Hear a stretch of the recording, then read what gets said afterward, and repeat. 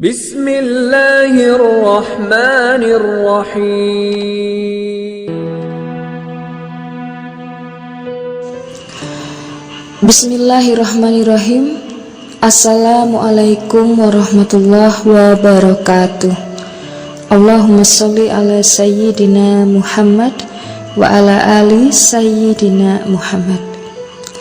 Sahabat beriman yang dirahmati Allah, kita semua pasti pernah bertanya-tanya, mengapa doa yang kita panjatkan tidak juga terkabul? Pikiran seperti itu sangatlah wajar. Namun tetap jangan pernah goyah dan selalu percaya bahwa Allah Subhanahu wa Ta'ala akan mendengar serta mengabulkan doa-doa yang kita panjatkan suatu saat nanti. Jangan pernah berpikir untuk berpaling darinya hanya karena doa-doa kita belum dikabulkan. Jika belum dikabulkan, maka bersabarlah. Pada hakikatnya doa-doa dengan niat yang baik tentu saja akan diijabah oleh Allah, meskipun kita tidak tahu kapan pastinya. Allah Subhanahu wa Ta'ala berfirman dalam Quran surah Ghafir ayat 60, yang artinya, dan Tuhanmu berfirman, berdoalah kepadaku, niscaya akan kuperkenankan bagimu. Sesungguhnya orang-orang yang menyombongkan diri dari menyembahku akan masuk neraka jahanam dalam keadaan hina dina.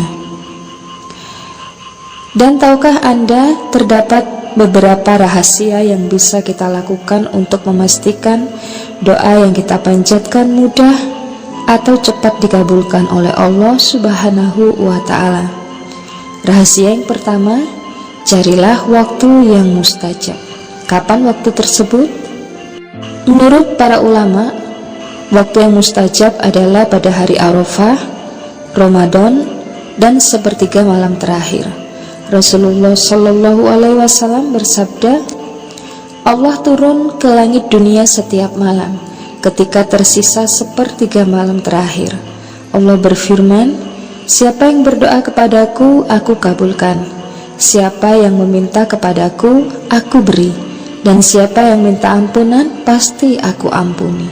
Hadis riwayat Muslim.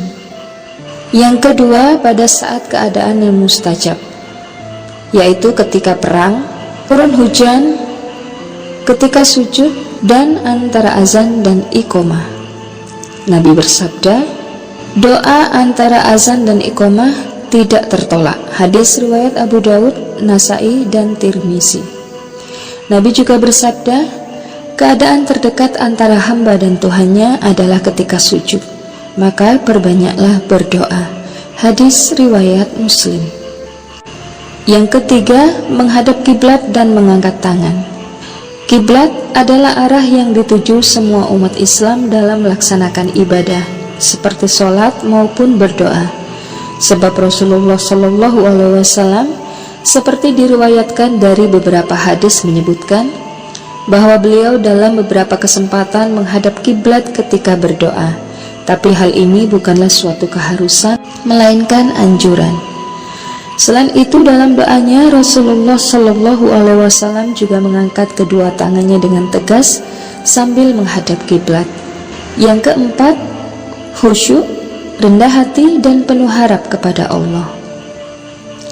Allah Subhanahu wa Ta'ala berfirman, sesungguhnya mereka adalah orang-orang yang selalu bersegera dalam mengerjakan perbuatan-perbuatan yang baik, dan mereka berdoa kepada Kami dengan harap dan cemas.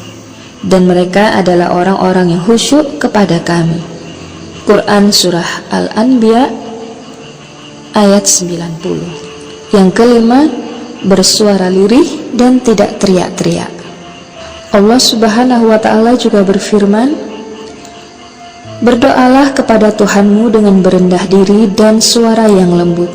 Sesungguhnya Allah tidak menyukai orang-orang yang melampaui batas. Quran Surah Al-A'raf ayat 55. Yang keenam, memuji Allah dan bersolawat kepada Nabi.